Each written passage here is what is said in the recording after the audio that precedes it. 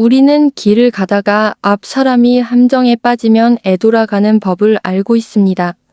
꼭 함정에 빠진 경력이 필요한 것은 아닙니다.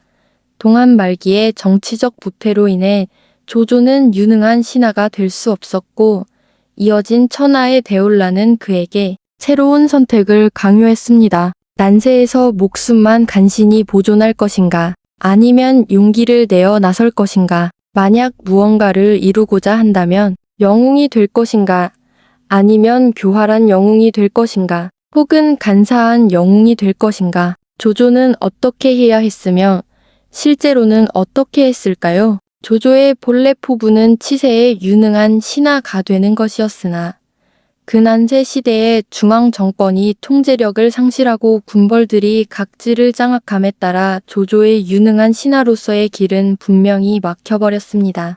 이때 그의 인생은 새로운 선택의 기로에 서게 되었는데 과연 조조는 어떤 선택을 했을까요? 알다시피 조조가 다시 조정에 소환되었을 때 영제는 이미 사망한 후였습니다. 영제가 죽은 후 정국은 대혼란에 빠졌고 동탁이 수도로 들어와 정권을 장악했습니다. 동탁은 수도에 들어온 후 한 가지 사실을 잘 알고 있었습니다. 자신이 데려온 서북군은 그저 무리지어 다니는 산적들일 뿐 파괴는 할 수 있어도 건설은 할 수 없다는 것이었습니다. 건설을 하고 천하를 얻으려면 여전히 동한 왕조의 기존 관리들과 장수들에게 의지해야만 했습니다. 이에 동탁도 인재를 포섭했는데 그 중에는 조조도 포함되어 있었습니다. 동탁은 조조를 효기교의로 임명했습니다.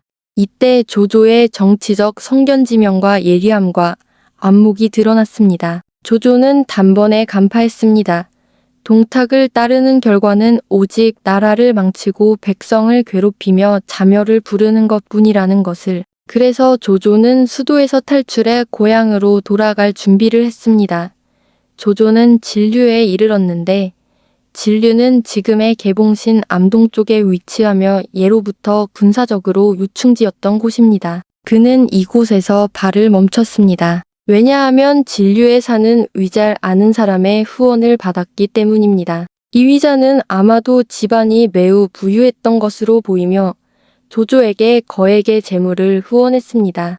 이 일은 매우 중요하지만 예로부터 별로 주목받지 못했던 사실입니다. 삼국시대의 영웅들, 예를 들어 조조나 유비 같은 이들이 군사를 일으켜 한 지역의 제후가 될 수 있었던 것은 모두 재벌의 후원을 받았기 때문입니다. 게다가 이 지역 재벌들이 자신들이 인정하는 영웅 인물에게 자금을 지원함으로써 정치에 참여하는 것은 중국 전통 사회의 정치적 관습이었습니다. 그리하여 조조는 위지의 후원을 받은 후 현지에서 병력을 모집하고 말들을 사들였으며 마침내 공개적으로 깃발을 내걸고 위군을 결성해 동탁을 토벌하겠다고 선언했습니다. 이것이 조조가 난세의 영웅이 되기 위해 행한 첫 번째 일, 즉 의병을 최초로 창의한 것입니다. 조조의 이 창의는 천하 영웅들의 호응을 얻었고 각지의 제후와 호걸들이 잇따라 병기를 들고 동탁을 토벌하고 한시를 회복하고자 의기양양하게 깃발을 들었습니다.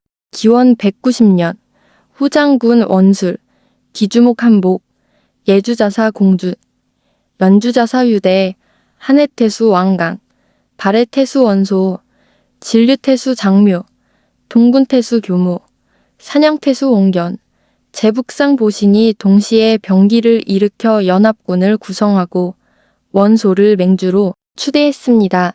이 군대는 주둔지가 모두 함곡관 동쪽에 위치해 있었기 때문에 관동의군 혹은 관동연합군이라고 불렀으며 줄여서 관동군이라 했습니다. 반면 동탁의 부대는 서북군이라 불렸습니다. 조조는 관동 동맹군의 맹주 원소로부터 분무장군으로 임명되었습니다. 조조는 분무장군이라는 칭호를 기꺼이 받아들였습니다. 조조가 174년에 정치 무대에 데뷔하여 기원 189년에 봉기할 때까지 줄곧 유능한 신하가 되기를 원했기 때문입니다. 이번에 조조가 이 칭호를 수락한 것은 본래 국가와 민족을 위해 큰 일을 이루고자 했던 것이었으나 자신의 이상을 실현하기 위해 불구덩리에 뛰어들 준비를 하던 바로 그때 나라를 위해 헌신할 길이 없다는 것을 깨달았습니다. 그렇다면 조조는 도대체 무엇을 보고 그토록 실망하게 된 것일까요? 첫째는 관동군의 맹주이자 수장인 원소가 겉모습만 화려할 뿐 실속이 없다는 점이었습니다.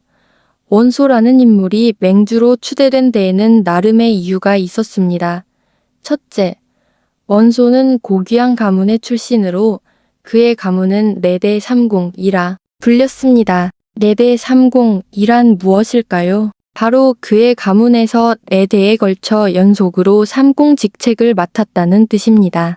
우리가 알다시피 한나라 시대 삼공이라는 직책의 지위는 매우 높았으며 황제 다음으로, 즉 한 사람 아래 만 사람 위에 있는 지위라 할 수 있습니다. 원시 가문은 원소 이전에 태조부, 고조부, 조부, 에 이르기까진 4대에 걸쳐 이 직책을 맡은 인물이 있었으니 정계에서 가장 영향력 있는 명문가였던 셈입니다. 둘째, 원소 자신은 육모가 훤칠하고 매우 잘생겼으며 영리하고 말솜씨가 뛰어나고 대인관계도 능숙하여 당시의 명사들과 사대부들과도 교류를 맺고 있었습니다. 더 중요한 것은 원소가 동탁을 반대함으로써 명성이 크게 높아졌다는 점입니다. 동탁은 수도에 들어온 후 황제를 교체할 계획을 세웠습니다. 그는 당시 황제였던 유변을 폐위하고 진류왕 유협을 황제로 세우려 했기에 당시 원소와 상의했습니다. 왜 원소와 상의했을까요? 원소의 삼촌이 당시 태부였기 때문입니다. 동탁은 원소가 삼촌에게 이 일을 전하여 지지를 얻어내길 바랐습니다. 하지만 원소는 그 자리에서 거절했습니다. 황제를 어떻게 함부로 바꿀 수 있느냐? 황제는 내가 마음대로 바꿀 수 있는 것이냐? 산적 출신인 동탁은 격분하여 칼을 빼들고 원소를 욕했습니다. 이놈아, 천하의 일은 내가 결정하는 게 아니냐? 내 동탁의 칼이 날카롭지 않다고 생각하느냐? 당시 원소는 장교였는데 제도상 장교는 회의에 칼을 차고 들어갈 수 있었습니다. 동탁이 칼을 뽑아들고 그렇게 욕하자 원소도 슥하고 칼을 뽑아 가슴 앞에 올려놓았습니다. 칼날은 바깥을 향하고 칼등은 안을 향하게 말입니다. 세상에 동대인의 칼만 날카로울까요? 라고 말했습니다. 그러고는 뒤로 물러나 회의장을 빠져나와 그날 밤 급히 경성을 탈출했습니다. 이에 대해 배송진은 삼국지에 주석을 달면서 이 이야기가 사실이 아니라고 보았으며 삼국지의 기록도 이와 다르다고 했습니다. 삼국지의 기록에 따르면 원소는 동탁에게 그럼 제가 돌아가서 삼촌께 말씀드리겠습니다. 라고 말한 뒤 도망쳤다고 합니다. 어쨌든 원소가 동탁을 반대한 사실은 확실한 것입니다. 따라서 원소를 동탁을 토벌하는 관동연합군 애맹주로 추천한 것은 일리가 있었습니다. 하지만 원소라는 사람은 정치적 안목이 없었습니다. 동탁이 어떻게 경성으로 들어왔겠습니까? 바로 원소가 불러들인 것입니다. 당시 한 영제가 죽은 후 사대부 집단과 황관 집단이 한 가지 문제로 충돌했는데 바로 누가 차기 황제가 될 것인가 하는 문제였습니다. 한영제는 막내 아들인 유협을 세우려 했으며 이 일을 당시 서원 8군의 상군교위인 간석에게 맡겼습니다. 반면 유변은 한영제의 황후인 하왕후가 낳은 아들이었기에 하왕후는 당연히 자신의 아들이 황제가 되기를 바랐으며 하왕후의 오빠가 바로 당시의 대장군 허진이었습니다. 당시 대장군은 진정한 한 사람 아래, 만 사람 위에 있는 자리였으며 삼공은 그 당시 이미 명예직에 불과했고 실권을 쥔 것은 대장군이었습니다. 그래서 이두 세력은 이 문제를 두고 싸움을 벌였는데 첫 번째 대결에서 사대부 집단이 승리하여 상군교의 건석이 허진에게 살해당했고 허진이 상군을 장악했습니다. 이때 원소가 허진에게 한 가지 제안을 했습니다. 이왕 이러니 승기를 몰아 모든 내시들을 삭슬리 해버리면 이제부터 천하가 태평해질 것입니다. 허진은 이 말에 조금 마음이 흔들렸습니다. 허진의 출신이 도살업자, 즉 원래 돼지를 잡던 사람이었기 때문입니다. 하지만 허진의 여동생인 허태후는 반대했습니다. 허태후는 왜 반대했을까요? 그 이유는 예전에 허태후가 유협의 생모인 왕미인을 독살했기 때문입니다. 바로 그 막내 아들 유협은 왕미인이라는 지위가 비교적 낮은 여인에게서 태어났는데 아이가 태어난 후 허태후가 왕미인에게 술 한 잔을 건네주었고 왕미인은 그것을 마시고 죽었습니다. 한영제는 격분하여 황후를 폐위하려 했으나 황관들이 무릎 꿇고 사정을 빌어서야 겨우 허태후의 황후 지위를 지켜낼 수 있었습니다. 때문에 허태후는 황관들에게 손을 대고 싶어 하지습니다. 이때 원소가 허진에게 또 다른 계책을 내놨는데 바로 동탁을 수도로 불러들여 허태후를 위협하게 하자는 것이었습니다. 이것은 그야말로 엉터리 제안이었습니다. 백성들도 신을 모시는 건 쉬워도 보내기는 어렵다는 걸 다 알고 있는데 하물며 모셔온 한 사람이 흉신이라면 더욱 그렇습니다. 이 일을 당시 조조가 알게 되자 그는 하하하하 웃었습니다. 조조는 웃는 것을 매우 좋아했습니다. 조조는 하하하하 그럴 필요까지 있나? 그저 몇 명의 내시, 몇 명의 황관일 뿐인데 황관이 어찌 권세를 잡을 수 있겠나? 그것은 황제가 그들을 총애하기 때문이지 황제가 총애하지 않는다면 그들이 뭘 할 수 있겠나? 물론 몇몇 내시는 매우 악랄해서 단죄해야 할 자들이지만 형사, 경찰 한 명을 보내면 충분하지. 굳이 외지의 장수들을 대거 소환할 필요가 있겠는가? 라고 했습니다.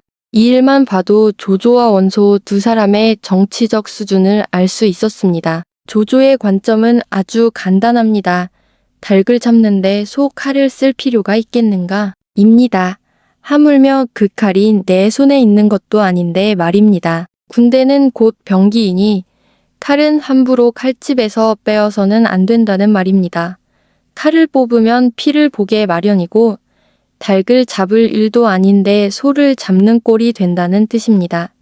허진과 원소는 하나는 고집센 소, 하나는 멍청한 소였으므로 결과는 불보듯 뻔했습니다. 동탁이 아직 수도에 들어오기도 전에 허진이 먼저 황관들에게 살해당했습니다.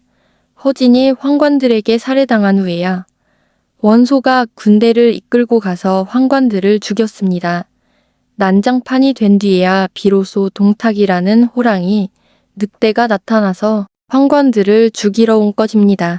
정치 투쟁은 선수를 치는 것이 중요하지만 그렇다고 사방의 적을 만들라는 뜻은 아닙니다. 가장 심각한 타격은 오직 가장 완고하고 잔혹한 적에게만 가해야 할 것입니다. 따라서 올바른 방법은 대다수를 결집하고 소수를 타격하며 주범은 반드시 처벌하고 부추김을 받은 자는 묻지 않는 것입니다. 어떻게 황관들을 모조리 죽일 수 있겠습니까? 게다가 황관들 중에도 좋은 사람이 있을 것입니다. 하지만 원소는 어떻게 했습니까? 원소는 명령을 내려 수염이 나지 않은 자는 모두 죽이라고 했습니다. 그 때문에 낙양성 안에 수염이 아직 나지 않은 젊은이들은 원소의 군대를 보면 바지를 벗고 신분을 증명해야 했습니다. 그래서 조조는 원소가 반드시 실패할 것이라고 예견했습니다.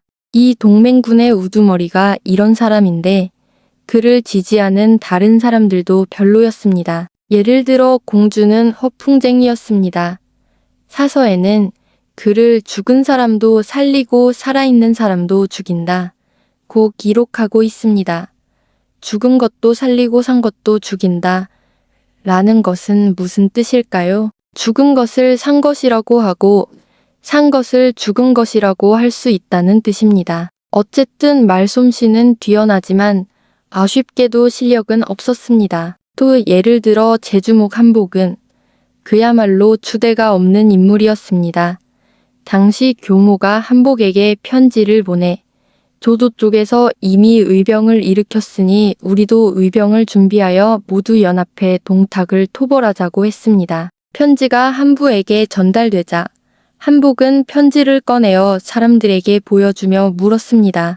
여보게, 동탁과 원소 사이에 전쟁이 벌어질 것 같은데 우리는 동탁 편을 들어야 할까, 원소 편을 들어야 할까? 정말 어처구니가 없었습니다.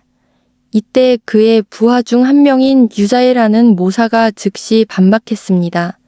우리가 군대를 일으킨 것은 나라를 위한 것인데 어찌 원소 편인지 동탁 편인지 묻는 것입니까? 이 한마디에 한복의 얼굴이 새빨개졌습니다. 그럼 어떻게 해야 하겠는가? 유자애는 그에게 한 가지 방안을 제시했습니다. 바로 병력을 움직이지 말고 가만히 기다리자는 것이었습니다. 군사가 움직이면 피를 보기 마련이니 먼저 나서서는 안 된다는 것이었습니다.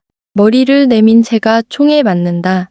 고 남보다 앞서 나서는 것은 위험하기 때문에 남들이 어떻게 하는지 지켜보다가 그들이 움직이면 우리도 움직이고 그들이 움직이지 않으면 우리도 움직이지 말자는 것이었습니다. 이 여자애도 별 볼 일 없는 사람이었지만 한복은 이 말을 마음에 새겼습니다. 한복이 가장 두려워한 것은 자신의 세력을 보존하고 싶었기 때문입니다. 한복은 당시 기주에 있었는데 기주는 당시 매우 풍요로운 곳이었습니다. 기주의 식량이 10년은 먹을 수 있을 정도였다고 하니 한복은 남들이 자신의 세력을 침범하는 것을 가장 두려워했고 특히 원소를 가장 경계했습니다. 원소가 수도에서 도망쳐 나올 때 동탁은 원소를 추격해 죽이려 했습니다. 이때 수도에 있던 몇몇 명사들이 원소와 관계가 좋아서 동탁을 설득하러 갔습니다. 대인, 그러지 마십시오. 이 원소는 젊은이여서 세상의 이치를 잘 모르고 대세를 분별하지 못합니다. 실수로 귀하를 모욕하고 두려워서 도망친 것뿐입니다. 다른 뜻은 없습니다. 원시 가문은 4대에 걸쳐 3병의 삼공을 배출했고 제자와 옛 부하들이 천하에 널려 있습니다. 차라리 그를 태수로 임명하시면 그는 반드시 감사의 마음을 품을 것입니다. 원소가 대인께 감사의 마음을 품게 된다면 태행산 동쪽은 모두 대인의 것이 되지 않겠습니까? 동탁은 그 말에 일리가 있다고 생각해서 원소를 발해태수로 임명했습니다. 원소가 당시 도망쳐 나온 후 바로 기주로 갔는데 한복은 몹시 긴장했습니다. 원소가 왔는데 그것도 발해태수로 왔으니 내 영토를 빼앗으러 온 것이 아닐까? 한복은 즉시 군사를 보내 원소의 거처를 포위하고 감시했으며 훗날 관동 연합군 이결성되어 원소가 맹주가 되자 비로소 원소를 풀어주었습니다. 한복은 바로 이런데 지주 스타일의 전형적인 인물이었습니다. 이런 사람이 어떻게 앞장서서 싸울 수 있겠습니까? 다른 사람들도 그들은 연합군을 조직했지만 누구도 앞장서서 싸우려 하지 않고 모두 관망하고 있었습니다. 조조는 더 이상 참을 수 없어 그들에게 이렇게 말했습니다. 풍란을 토벌하자고 의병을 일으켰는데 이렇게 대군이 이미 모였는데 제군들은 무엇을 망설이십니까? 뜻인즉 우리가 이런 의군을 결성했고 이미 연합했으니 더 이상 의심할 것이 무엇이 있느냐는 뜻입니다. 게다가 조조는 모두에게 지금이 동탁을 토벌하기에 가장 좋은 때라고 말했습니다. 왜냐하면 이때 동탁은 이미 학양성을 불태우고 황제를 서쪽 장안으로 이주시켰기 때문입니다. 만약 과거 동탁이 아직 낙양 경성에 있었고 황제를 손에 쥐고 있었다면 우리가 그를 공격하는 것은 별로 타당하지 않았겠지만 지금은 이미 수도를 불태우고 황제는 장안으로 갔으니 지금이야말로 동탁을 토벌할 절호의 기회가 아니겠는가? 이미 천하가 뒤흔들리고 동탁은 민심을 잃은 상태이므로 이 시점에 우리가 그와 결사전을 벌이기만 하면 한 번의 전투로 천하를 정복할 수 있을 것입니다. 하지만 아무도 그의 말을 듣지 않았습니다. 조조는 좋아, 너희들이 싸우지 않겠다면 내가 직접 가겠다 라며 군사를 이끌고 서쪽으로 진군했습니다. 이때 장묘만이 동정을 표하며 소규모 부대를 보내 조조를 따라 서쪽으로 향했습니다. 하지만 당시 조조의 실력은 매우 미약하여 동탁의 서북군을 상대할 수 없었기에 처참히 패배했고 조조 본인도 하마터면 전사할 뻔했으나 사촌 동생인 조옹이 말을 양보해 주었기에 간신히 탈출할 수 있었습니다. 당시 가장 위급한 순간에 조옹이 조조에게 말했습니다. 세상에는 나, 조옹이 없어도 되지만 형님인 당신은 없으면 안 됩니다. 제 말을 타고 가십시오. 조조는 그제야 근거지인 산조로 도망쳐 올 수 있었습니다.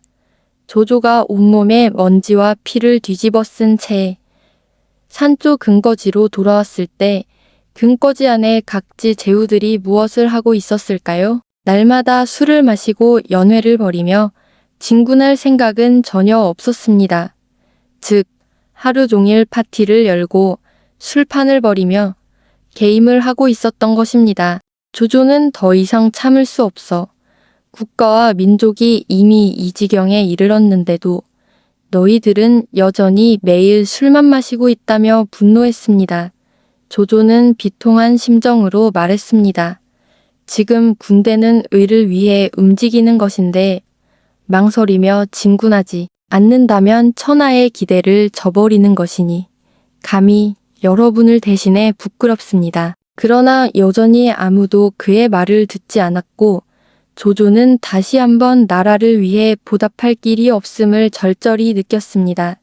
조조는 왜 다시 한번 나라를 위해 보답할 길이 없다고 느꼈을까요? 조조는 당시 각지를 장악하고 있던 제후들이 모두 이기적이고 겁이 많으며 아무것도 하지 않는 자들임을 이미 간파했기 때문입니다. 동한 왕조는 이미 구제불능이었고 천하의 대란은 돌이킬 수 없는 지경에 이르렀습니다. 비록 난세가 아니더라도 서거 문드러진 조정과 관료사회는 치세에 유능한 신하, 다위를 필요로 하지 않았기에 조조는 어쩔 수 없이 자신의 인생길을 다시 선택해야만 했습니다. 그렇다면 조조는 그 후 어떤 길을 택했을까요? 조조의 선택은 스스로 나서서 해내는 것이었습니다. 사실 조조의 인생길에 대한 선택지에는 예로부터 두 가지 설이 있습니다. 하나는 비교적 잘 알려진 허소의 말인즉 치세에 유능한 신하, 난세의 간웅이라는 것이고 다른 하나는 세설신어에 나오는 것으로 교연이 말했다고 전해지는데 난세의 영우, 치세의 간웅이라는 말입니다. 따라서 조조가 안세에 처했을 때 그에게는 사실 두 가지 선택지가 있었습니다. 하나는 영웅, 다른 하나는 간웅이었습니다. 하지만 나는 적어도 기원 190년부터 200년까지의 10년 동안 조조는 난세의 영웅이라 불릴 만했다고 생각합니다. 왜냐하면 오직 조조만이 자신의 미약한 한 몸으로 천하의 흥망성쇠를 짊어졌기 때문입니다. 만약 다른 사람이 있었다면 그것은 송권의 아버지, 송건일 테지만 송건의 모략은 분명히 조조보다 못했습니다. 그렇다면 20년 동안 조조는 어떤 일을 했을까요? 세 가지입니다. 첫째는 영토 확장, 둘째는 병력 모집, 셋째는 농지 개간입니다. 이 세 가지 일 모두 황건봉기와 관련이 있는데 황건봉기는 우리가 아는 바와 같이 전형적인 권료의 탄압에 민중이 반란을 일으킨 사건이지만 조조 일파의 눈에는 반드시 토벌해야 할 반역자들로 비쳤습니다. 천하가 대혼란에 빠진 이 시기에 황건군은 제국의 관료, 정수, 제후들이 권력과 이득을 다투는 틈을 타서 세력을 확장해 나갔고 이에 기원 192년 청주에 집결해 있던 황건군이 연주로 진입했습니다. 연주자사 유대는 바우신이 권고를 듣지 않았고 결국 황건군에게 살해당했습니다. 이때 바오신과 진궁은 조조에게 연주목을 대리해달라고 요청했고 조조가 연주목을 대리한 뒤 황건군과 전투를 벌여 결국 황건군을 격파했고 황건군은 조조에게 항복했습니다. 이 황건군은 특이한 군사 조직으로 순수한 군대만이 아니라 군에 동행한 가족과 농민들도 포함되어 있었습니다. 당시 청주의 황건군 군대는 30만 명이었으나 동행한 가족과 농민을 합치면 총 100만 명에 달했으며 농기구와 쟁기도 함께 가지고 있었습니다. 이에 조조는 황건군의 항복을 받아들인 후 그 중에서 싸울 수 있는 사람들을 한 군데로 편성하여 청주병이라 불렀습니다. 연주목 대리를 맡게 된 조조는 거점을 확보했고 청주군을 편입함으로써 싸울 수 있는 군대를 갖게 되었습니다. 하지만 조조에게는 또 다른 문제가 있었는데 바로 이렇게 많은 사람을 어떻게 수용하고 먹여 살릴 것인가 하는 문제였습니다. 이때 그의 중요한 모사 중 한 명인 모제가 그에게 전략적인 제안을 했습니다. 오늘날 천하가 분열되고 군주들은 이리저리 옮겨 다니며 백성들은 생업을 잃고 굶주림에 시달리며 떠돌고 있습니다. 관료들은 한 해를 버틸 만한 비축물이 없고 백성들은 나라를 지키려는 의지가 없으니 이대로는 오래 지속하기 어렵습니다. 지금 원소, 루표는 비록 사병과 백성이 많고 강하지만 모두 장래를 내다보는 지략이 없으며 아직 기반을 다지고 근본을 세운 자가 없습니다. 병사에게 의리가 있으면 이기고 재물로 지위를 지킬 수 있으니 천자를 모시고 복종하지 않는 자들에게 명령을 내려야 합니다. 농사를 짓고 군비를 비축하면 패왕의 업을 이룰 수 있습니다. 모제의 이 말은 조조판 농중대라고 부를 수 있을 것입니다. 그는 매우 높은 차원에서 조조에게 전략적인 제안을 한 것입니다. 천하가 대란에 휩싸여 사분오열되었고 국가의 근본이 흔들리며 황제는 이리저리 끌려다니고 경제는 붕괴되어 모든 백성이 생업에 종사할 수 없으며 재앙이 창궐하고 천재지변과 인재가 겹치고 있다고 했습니다. 그러니 이러한 상황에서 가장 중요한 것은 바로 이 두 가지 일을 하는 것이라고 했습니다. 바로 황제를 모셔와서 국가의 근본을 지켜내고 자신의 실력을 키워나가는 것입니다. 모제의 이 조조판 농중대는 역사적으로 두 가지 이치를 말해주고 있습니다. 바로 이러한 혼란의 시대에 그가 말한 패왕의 업을 이루려면 반드시 두 가지 조건이 필요하다는 것입니다. 첫째는 명분, 정의, 둘째는 실력입니다. 그리고 실력 중에서도 가장 먼저 경제력이 꼽습니다. 전쟁은 확실히 무력을 겨루는 것이지만 전쟁에서 무력을 겨루는 이면에는 경제력의 뒷받침이 있어야 합니다. 충분한 경제력이 뒷받침되어야만 그 전쟁을 오래 지속할 수 있고 이길 수 있습니다. 이른바 병마가 움직이기 전에 식량과 군수품이 먼저 간다 는 말이 있듯이 따라서 농사를 짓고 군수품을 비축해야 합니다. 경제적 실력의 경쟁 외에도 전쟁은 정치의 연장선으로서 정치적 실력도 겨루어야 합니다. 정치적 실력은 무엇에 의존할까요? 정의의 깃발에 의존합니다. 반드시 자신의 출병이 명분이 있고 당당하고 의로운 군대임을 보여야 하며 적어도 하나의 정의로운 깃발을 가져야 합니다. 따라서 모제의 이 제안은 세 가지 내용을 포함하는 강령적인 문서입니다. 천자를 모신다 는 것은 치세 전략이며 농사를 장려한다 는 것은 농업 생산을 발전시키는 것으로 이는 경제 전략입니다. 군수품을 비축한다 는 것은 군사 전략입니다. 이 말을 듣고 조조는 매우 기뻐했으며 삼국지에는 그 말을 경청하여 받아들였다 라는 네 글자로 기록되어 있었고 즉시 실행에 옮겼다고 적혀 있습니다. 기원 196년 조조는 둔전제를 시작했는데 당시 연이은 전쟁으로 인해 많은 토지가 이미 주인을 잃은 상태였습니다.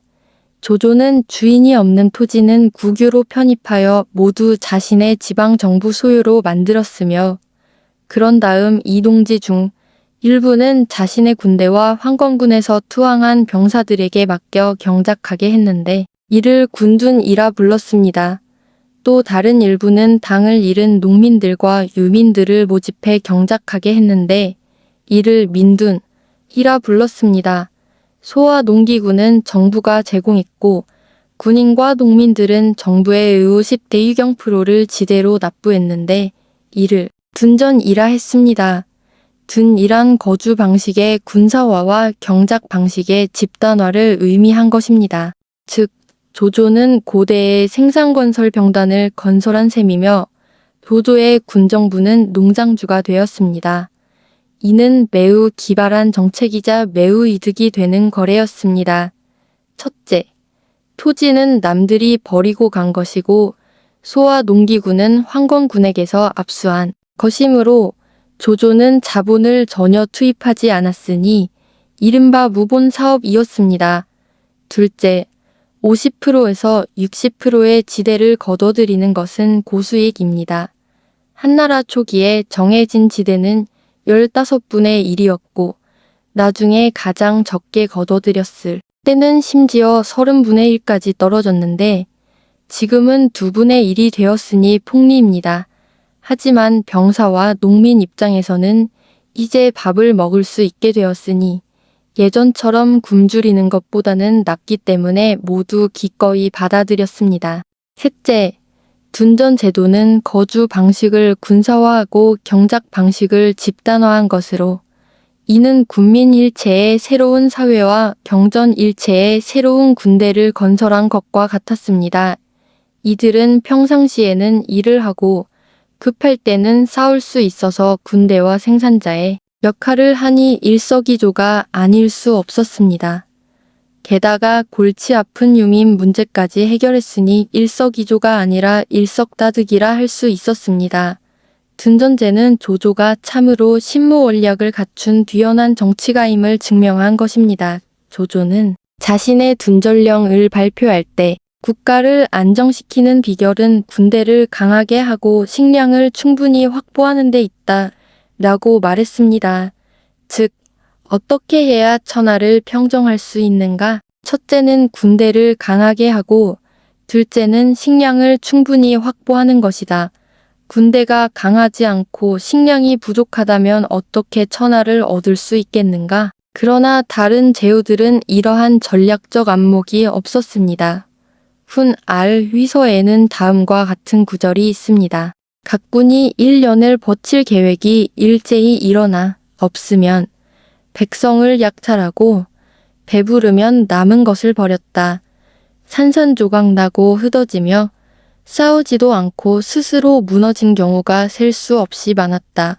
이 말의 뜻은 무엇일까요? 바로 천하가 대란에 휩싸이고 제후들이 난립했을 때 조조를 제외하고는 어느 군대도 장기적인 계획을 세우지 못했다는 것입니다. 식량이 떨어지면 백성들의 것을 빼앗았고 배가 부르면 남는 식량을 모두 버렸습니다.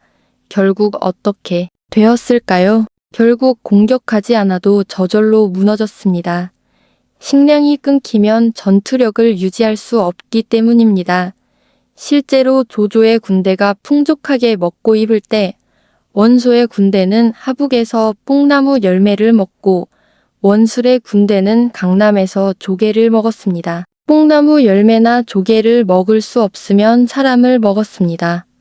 삼국지를 읽어보면 이런 표현을 곳곳에서 발견할 수 있습니다. 대재앙으로 사람이 사람을 먹었다. 메뚜기 떼가 일어나 사람이 사람을 먹었다. 굶주린 사람이 서로를 먹었다. 그런 군대가 어떻게 전투력을 가질 수 있겠습니까? 그런 사람들이 어떻게 조조와 대적할 수 있겠습니까? 그런 사람들과 비교했을 때 조조가 영웅이 아니라고 할 수 있겠습니까? 의병을 최초로 일으킨 것에서부터 둔전과 전쟁 준비에 이르기까지 조조는 전쟁 속에서 혈기왕성한 청년 장군에서 신무원략을 갖춘 정치 고수로 성장했습니다. 그와 함께 봉기를 일으켰던 다른 사람들은 아무런 발전도 앞날도 없었습니다. 그들은 혹은 현명하게 몸을 사리며 주저하고 혹은 술에 취해 꿈만 꾸며 하루하루를 때우거나 혹은 속셈을 품고 혼란을 틈타 이득을 취하거나 혹은 권력과 이득을 다투며 싸움을 벌였습니다. 저쪽에서는 북서군이 여전히 횡행하고 있었고 이쪽에서는 관동군이 이미 내분을 시작했습니다. 먼저 연주자사 유대가 동군태수 교모를 죽였고 그 뒤를 이어 바레태수 원소가 기주목 한복을 제거했습니다. 이 일이 끝난 뒤 다음으로 원소와 원술 두 형제가 내분을 시작했는데 당시 원소는 북쪽에 원술은 남쪽에 있었습니다. 원술은 더 북쪽에 있는 공손창과 손을 잡고 원소를 견제했습니다. 원소는 어떻게 했을까요? 원소는 더 남쪽에 있는 유표와 손잡고 원수를 상대했습니다. 두 형제는 모두 원교근공을 펼치며 집안 싸움을 벌였습니다. 하지만 솔직히 말해 원소와 원술 형제의 가장 큰 문제는 내분이 아니었고 전쟁과 흉년에 대비하는 이치를 모른 것도 아니었습니다. 더 중요한 것은 그들 형제, 그리고 동탁 모두 중대한 정치적 문제에서 심각한 실수를 저질렀다는 점입니다. 그렇다면 이 중대한 정치적 문제는 무엇이었을까요? 그들은 어떻게 실수를 저질렀을까요? 조조는 이 문제에서 어떻게 자신의 성견지명을 보여주었을까요? 다음 편에서 다시 만나요. 감사합니다.